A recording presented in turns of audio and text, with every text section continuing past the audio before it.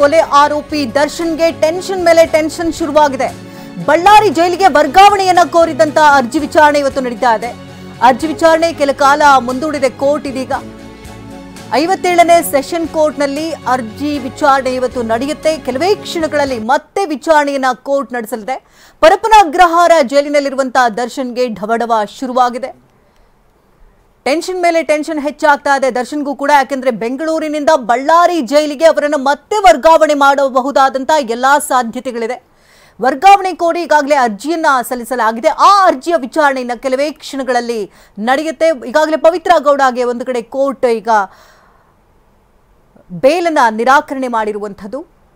BNS ಅಡಿಯಲ್ಲಾದರೂ ಅವರಿಗೆ ಸಿಗಬಹುದು ಅನ್ನುವಂಥ ನಿರೀಕ್ಷೆಗಳನ್ನ ಇಟ್ಕೊಂಡಿದ್ರು. ಈಗ ಅದು ಕೂಡ ಕ್ಯಾನ್ಸಲ್ ಆಗಿದೆ. ಈ ಬಗ್ಗೆ ಹೆಚ್ಚಿನ ಡೀಟೇಲ್ಸ್ ಅನ್ನು ಕೊಡೋದಕ್ಕೆ ನೇರ ಸಂಪರ್ಕದಲ್ಲಿ ಈಗಾಗಲೇ ಪ್ರಜ್ವಲ್ ಇದ್ದಾರೆ. ಪ್ರಜ್ವಲ್, ಒಂದು ಕಡೆ ಈಗಾಗಲೇ ದರ್ಶನ್ಗೂ ಕೂಡ ಟೆನ್ಷನ್ ಶುರುವಾದಂತೆ ಕಾಣ್ತಾ ಇದೆ. ಯಾಕಂದ್ರೆ ಬಳ್ಳಾರಿಗೆ ಶಿಫ್ಟ್ ಮಾಡಬಹುದಾದಂತ ಎಲ್ಲಾ ಸಾಧ್ಯತೆಗಳಿದೆ ಅಂತ ಹೇಳಲಾಗ್ತದೆ. ಏನು ಅಪ್ಡೇಟ್ ಲಭ್ಯ ಆಗ್ತಾ ಇದೆ ಅದಕ್ಕೆ ಸಂಬಂಧಪಟ್ಟಂತೆ?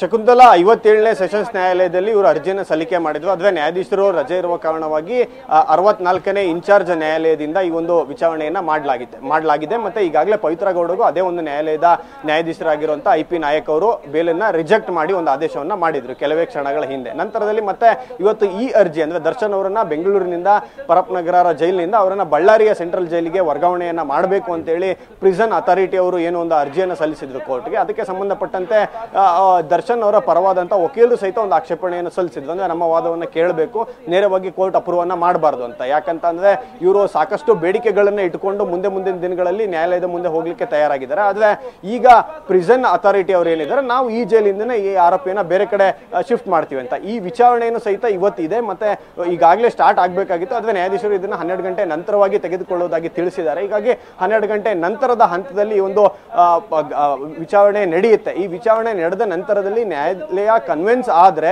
ಅಂದ್ರೆ ದರ್ಶನ್ ಪರ ವಕೀಲರು ಮಾಡುವಂತ ವಾದಕ್ಕೆ ಕನ್ವಿನ್ಸ್ ಆದ್ರೆ ಮಾತ್ರ ಅವರನ್ನ ಪರಪ್ಪನಗರದಲ್ಲಿ ಉಳಿಸ್ತಾರೆ. ಇಲ್ಲ ಅಂತ ಅಂದ್ರೆ ಒಂದು ವೇಳೆ ಜೈಲ್ ಅಥಾರಿಟಿ ಅವರು ಮಾಡಿರುವಂತ ಒಂದು ಮನವಿಗೆ ಪುರಸ್ಕಾರವನ್ನ ಕೊಟ್ರೆ ಬಳ್ಳಾರಿಯ ಸೆಂಟ್ರಲ್ ಜೈಲಿಗೆ ದರ್ಶನ್ ಅವರನ್ನ ಶಿಫ್ಟ್ ಮಾಡೋದಕ್ಕೆ ಆದೇಶವನ್ನ ನ್ಯಾಯಾಲಯ ನೀಡುತ್ತೆ. ನ್ಯಾಯಾಲಯ ಏನ್ ಆದೇಶವನ್ನ ನೀಡುತ್ತೆ ಅನ್ನೋದು ವಾದ ವಿವಾದ ಮುಗಿಯೋ ತನಕ ಕಾಯ್ದು ನೋಡ್ಬೇಕಾಗುತ್ತೆ. ಶಕುಂತಲಾ, ಪ್ರಜ್ವಲ್, ಥ್ಯಾಂಕ್ ಯು ತಮ್ಮೆಲ್ಲ ಅಪ್ಡೇಟ್ಸ್ಗಾಗಿ. ಇನ್ನು ಕೊಲೆ ಆರೋಪಿ ದರ್ಶನ್ಗೆ ಒಂದು ಕಡೆ ಈಗಾಗಲೇ ಟೆನ್ಷನ್ ಕೂಡ ಶುರುವಾಗಿರುವಂಥದ್ದು. ಯಾಕಂದರೆ ಬಳ್ಳಾರಿ ಸೆಂಟ್ರಲ್ ಜೈಲಿಗೆ ದರ್ಶನನ್ನ ವರ್ಗಾವಣೆ ಮಾಡ್ತಾರೆ ಅಂತ ಹೇಳಲಾಗ್ತಾ ಇದೆ. ಯಾಕಂದರೆ ಈ ವಿಚಾರಕ್ಕೆ ಸಂಬಂಧಪಟ್ಟಂತೆ ಅರ್ಜಿ ವಿಚಾರಣೆ ಕೂಡ ಇವತ್ತು ನಡೀತಾ ಇದೆ. ಇನ್ನು ಕೆಲವೇ ಕ್ಷಣಗಳಲ್ಲಿ ಅದರ ವಿಚಾರಣೆ ಏನಾಗುತ್ತೆ ಅನ್ನೋದ್ರ ಬಗ್ಗೆ ಒಂದು ಕ್ಲಾರಿಟಿ ಕೂಡ ಸಿಗುತ್ತೆ. 57ನೇ ಸೆಷನ್ ಕೋರ್ಟ್ನಲ್ಲಿ ವಿಚಾರಣೆಯನ್ನು ಮುಂದೂಡಲಾಗಿದೆ. ಕೆಲವೇ ಕ್ಷಣಗಳಲ್ಲಿ ಈ ವಿಚಾರಕ್ಕೆ ಒಂದು ಕಂಪ್ಲೀಟ್ ಆದಂಥ ಒಂದು ಕ್ಲಾರಿಟಿ ಸಿಗುತ್ತೆ. ಪರಪ್ಪನ ಅಗ್ರಹಾರ ಜೈಲಿನಲ್ಲಿರುವಂತಹ ದರ್ಶನ್ಗೆ ಈಗ ಟೆನ್ಷನ್ ಶುರುವಾಗಿದೆ. ಮತ್ತೊಂದು ಕಡೆಯಲ್ಲಿ ಪವಿತ್ರ ಗೌಡ ಪರ ವಕೀಲರು ಏನು ಜಾಮೀನಿಗಾಗಿ ಮನವಿಯನ್ನು ಮಾಡಿಕೊಂಡಿದ್ರು. ಕೋರ್ಟ್ ಕೂಡ ಛೀಮಾರಿಯನ್ನ ಹಾಕಿದೆ. ಇನ್ನು ಕೋರ್ಟ್ನ ದಿಕ್ಕನ್ನು ತಪ್ಪಿಸೋದಕ್ಕೆ ಯಾವುದೇ ಕಾರಣಕ್ಕೂ ಹೋಗಬಾರ್ದು ಅನ್ನುವಂಥ ನಿಟ್ಟಿನಲ್ಲಿ ಜಡ್ಜ್ ಕೂಡ ಸರಿಯಾಗಿ ಜಾಡಿಸಿದ್ದಾರೆ ಅಂತ ಹೇಳಲಾಗ್ತಾ ಇದೆ. ಇನ್ನು ಬಳ್ಳಾರಿ ಜೈಲಿಗೆ ವರ್ಗಾವಣೆಯನ್ನು ಕೋರಿ ಇವತ್ತು ಅರ್ಜಿಗೆ ಏನು ಬರ್ತಾ ಇದೆ. ಇವತ್ತು ಕೊಲೆ ಆರೋಪಿ ದರ್ಶನ್ಗೆ ಟೆನ್ಷನ್ ಮೇಲೆ ಒಂದು ಕಡೆ ಟೆನ್ಷನ್ ಶುರುವಾಗಿದೆ. ದರ್ಶನ್ ಅರ್ಜಿ ಬಗ್ಗೆಯೂ ಕೂಡ ಇವತ್ತು ಆದೇಶ ನೀಡುವಂತಹ ಸಾಧ್ಯತೆಗಳು ದಟ್ಟವಾಗಿದೆ. ಹಿಂದೆ ಅರ್ಜಿ ವಿಚಾರಣೆ ನಡೆಸಿ ಆದೇಶಿಸುವಂತಹ ಸಾಧ್ಯತೆ ಕೂಡ ದಟ್ಟವಾಗಿದೆ. ಕೊಲೆ ಆರೋಪಿ ದರ್ಶನ್ಗೆ ದಿಂಬು ಹಾಸಿಗೆ ಏನಾದರೂ ಸಿಗುತ್ತಾ ಅನ್ನುವಂತಹ ಸಾಧ್ಯತೆಗಳು.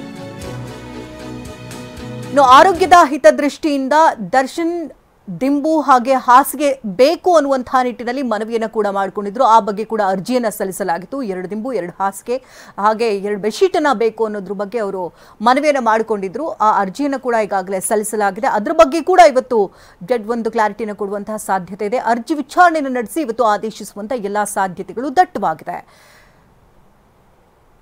ಒಂದು ಕಡೆ ಪವಿತ್ರ ಗೌಡ ಎಲ್ಲೋ ಒಂದು ಕಡೆ ಬೇಲ್ ಸಿಗಬಹುದು ಅನ್ನುವಂಥ ನಿರೀಕ್ಷೆಯಲ್ಲಿದ್ದರು. ಯಾಕಂದರೆ ಅವರ ಪರ ವಕೀಲರು ಯಾವ್ಯಾವ ಆಯಾಮಗಳಲ್ಲಿ ಬೇಲನ್ನು ಪಡ್ಕೊಳ್ಬಹುದು ಆ ಎಲ್ಲ ರೀತಿಯಲ್ಲೂ ಕೂಡ ಅರ್ಜಿಯನ್ನು ಸಲ್ಲಿಸೋದಕ್ಕೆ ಮುಂದಾಗಿದ್ರು. ಆದರೆ ಕೋರ್ಟ್ ಇದೀಗ ಅವ್ರಿಗೂ ಕೂಡ ಛೀಮಾರಿಯನ್ನು ಹಾಕಿದೆ. ಕೋರ್ಟ್ ದಿಕ್ಕನ್ನು ತಪ್ಪಿಸೋದಕ್ಕೆ ಹೋಗಬೇಡಿ, ಏನು ಕೇಸ್ ಇದೆ ಅದರ ಪರವಾಗಿ ನಡ್ಕೊಂಡು ಹೋಗಿ. ಯಾಕಂದರೆ CRPC ಸೆಕ್ಷನ್ ಮುಂದೆ ಏನಿತ್ತು ಈಗ BNS ಆಗಿದೆ, ಅದರ ಅಡಿಯಲ್ಲಿ ಏನಾದರೂ ಸಿಗಬಹುದಾ ಅನ್ನುವಂಥ ನಿರೀಕ್ಷೆ ಇತ್ತು. ಈಗ ಅದರಲ್ಲೂ ಕೂಡ ಕ್ಯಾನ್ಸಲ್ ಆಗಿದೆ.